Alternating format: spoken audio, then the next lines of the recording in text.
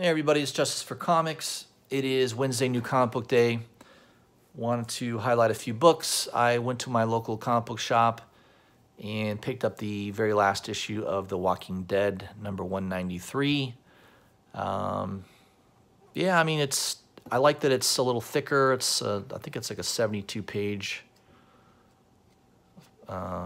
prestige kind of bound format, which is kind of cool. I was ready for the series to be over. I was originally going to hang on till at least 200, and I finally gave up around 186, 187, I think was the last issue I bought prior to buying 192 and 193. So I do have 192 coming in my Midtown order. And I didn't pre-order this. It was sold out on Midtown, so I went to one of my local shops, and they were limiting one per customer, and they still had plenty on the shelf, so I grabbed one. Yeah, just kind of cool to have the last issue, read it. It definitely was an important book, especially to Image. I think there was a period there where I think it kind of kept Image alive, to be honest. Image, after the 90s, into the 2000s, you know, there was a lot of people retrenching from the industry. Image Comics, I don't think, was doing that well, and no doubt about it, Robert Kirkman stepped in and a couple titles that he developed, Walking Dead being one of them. The other one, Invincible, definitely helped, I think, in my opinion, helped kind of saved Image from the precipice, because Savage Dragon wasn't selling well. Spawn actually wasn't selling very well back then. So it definitely helped that Kirkman, and, you know, and obviously he did so well, they made him the CEO of the company. So yeah, the importance of Walking Dead is definitely there in comic book history. There's no doubt about it. I've collected issues 80 through 87, 187, so I've got a pretty good run of The Walking Dead. And, you know, a lot of it was repetitive near the end. I think a lot of people were criticizing the title, and I think Kirkman kind of knew it. I think it is cool that he ended it sort of as a surprise. He even had Charlie Aldred, the cover artist, do solicitations for 194, 195, and I think 196 even, and paid him to do the artwork, and of course fooled everybody by ending it at 193. So this caught a lot of people by surprise. You know, you're going to see people selling it on eBay for double cover at least. You should be able to find it at your local shop. I mean, if you can't find it, you know, obviously you may have to go on eBay and pay a little bit more money for it. But yeah, I'm interested in reading it and just finishing up that. It's an end of an era, basically. You know, Walking Dead was an important book for its time. But I'm also kind of glad to see that it's over. Maybe Kirkman will start something fresh and new. Another book I picked up at the shop that I thought looked cool, and I didn't have it on my orders, was Justice League 27. This is the Arthur Adams variant, Year of the Villain. Nice, thick cardstock. I just think it's a really cool cover. At the end of the book, I wasn't surprised they brought out Lex Luthor, but it's not kind of a full reveal. He's basically making an offer to Martian Manhunter, and the next issue is Lex Luthor makes the offer. So we'll find out what that is. Yeah, so this could definitely, 28 would be one you want to make sure you pick up. That could be a key book. While I was at the shop, I looked in their back issue bin and did see that they had a Wolverine number 4. I do think that they're going to do an homage to this, or with Colossus's daughter, who's premiering in House of X, or Powers of X rather, number 1, and then Wolverine's daughter, who just premiered in Marvel Comics Presents number 6. So, you know, there's a couple people that have commented. I think Jim's Comics said something to me about this, that this could be a hot issue because they may be paying homage to it in an upcoming issue. So I just picked this up. It's $4. You know, not a big investment, and who knows if this book gets hot. It'd be kind of nice to have that. I do have that in my collection already. I pretty much have every Wolverine volume 1 through I think that's the 4th volume. So I've got pretty much every Wolverine comic book. And I know I've got that in my collection as well. So yeah, I figured I'd pick up another one. So let's jump into the books coming out next Wednesday, the 10th. From Dark Horse, Black Hammer, Justice League, Hammer of Justice #1. That is one I pre-ordered, and I believe I pre-ordered the Sarantino cover. To me, that was the best-looking cover of the bunch. The Jeff Lemire cover's not too bad either. That one's okay. And I think the other one that's good is the Yuko Shimizu. I don't know. I'm tearing up that name. I thought that the cover looked cool too. So that's one that I pre-ordered a month or so ago. Moving on to DC. A few things on DC look good. Batman 74. Nice cover by Mitch Gerads. I like that cover. The B cover's okay. That's by Jimenez. I think I'd go with the A cover on that. I'm not a big Batman fan lately because of Tom King. That's been well publicized, and his reign will end at issue 185, I believe, which is coming up. I'm sorry, not 185, at 85. So we still got another 11 issues to go of Tom King. Catwoman B cover, Stanley Art Germ, kind of a nice cover there, nice card stock. I believe I pre-ordered that in advance. I like Art Germ. Looking forward to getting that. Detective 1007, a nice Kyle Holtz cover with the Spectre. I think that could be pretty cool. I like his artwork. And then you've got a Dan Quintana cover, which he does pretty good work as well. So those are kind of cool. I believe I pre-ordered both of them. Event Leviathan #2, the Alex Mayleave cover is nice. And you've got a nice Jason Fabok cover as well. So I believe I pre-ordered both of those. Hawkman for the Sinkovich fans. That's kind of a nice cover. Notice it's discounted, so the pre-orders on that might have been fairly light. Maybe not that strong. Justice League Odyssey #11 for the Perillo fans. Kind of a cool image of Cyborg. Very nice, very dark. Naomi #6, that is one that's on my pull list.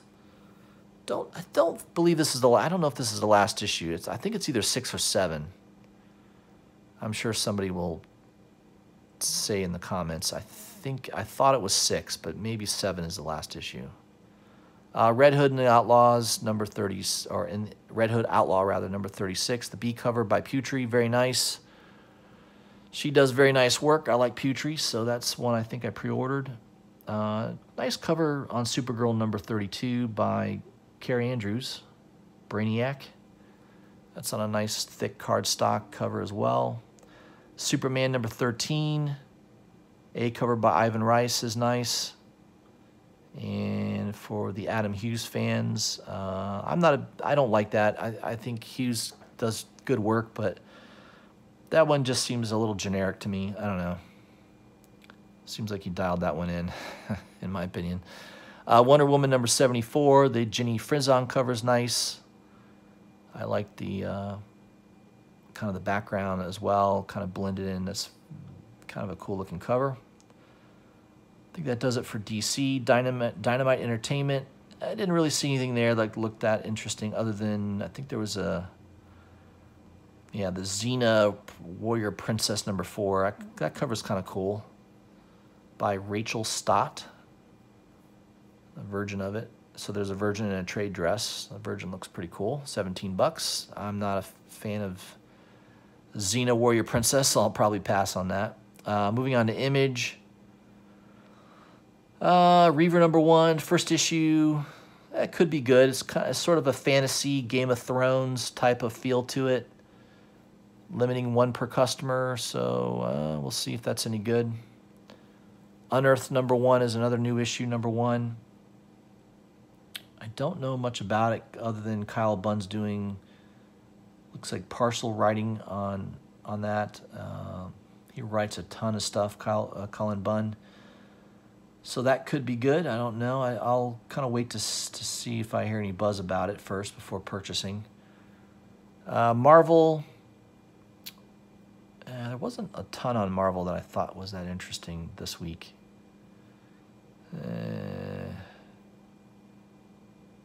I like Invisible Woman's got a nice Hughes cover. I like that. I don't like the Stephanie Hans cover. Something's wrong with her leg. I just don't like that. I think I've commented about that before, actually, on the solicitations about a month or so ago. McNiven,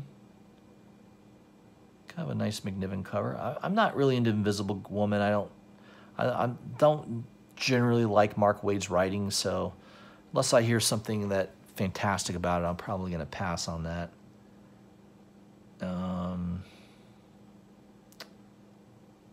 Marvel Tales, Captain America, you got a Jen Bartel.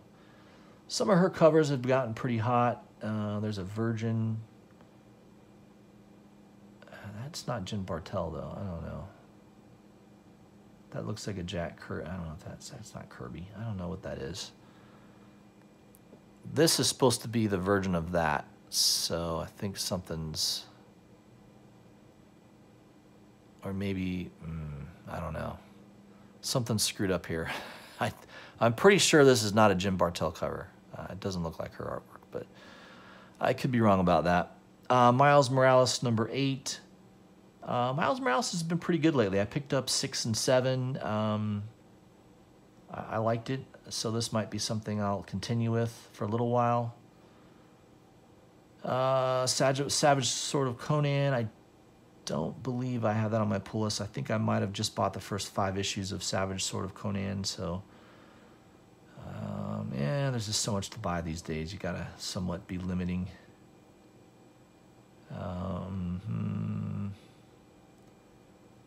Thor number 15. I believe I have that on my pull list.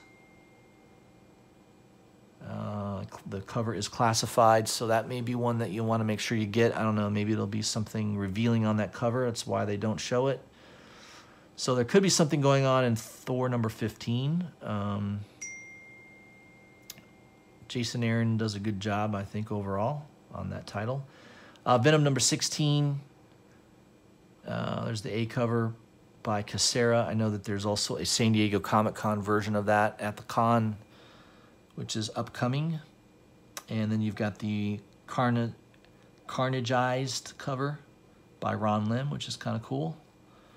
Venom's been very good. Donny Cates is back on the writing scripts. Cullen Bunn had taken over for a few issues during the War of the Realms, but Donny Cates is back on the writing duties.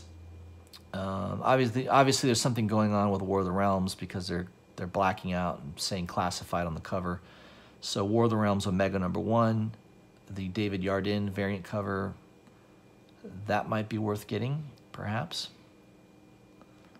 I don't think I'm going to pick it up, but I'm sure somebody will. Wolverine and Captain America Weapon Plus number 1. Got a nice scan cover. And Ethan Sachs does a good job on writing, so that might be worth picking up, at least the A cover. Not a bad B cover either, by Chris Bachalo, I believe. Kind of cool. I like that a little bit. Wolverine versus Blade special number 1, A cover, and then you got a cool Scalera cover. Very nice. And then you've got a Delato cover. A lot of fans of Delato out there. Not one of my favorite of his. It's okay. I don't think it warrants paying $63 for that, but I'm sure somebody will be buying it. There's a lot of Delato fans out there.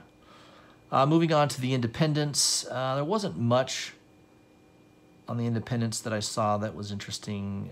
Maybe just a few. Let me go down here a little bit.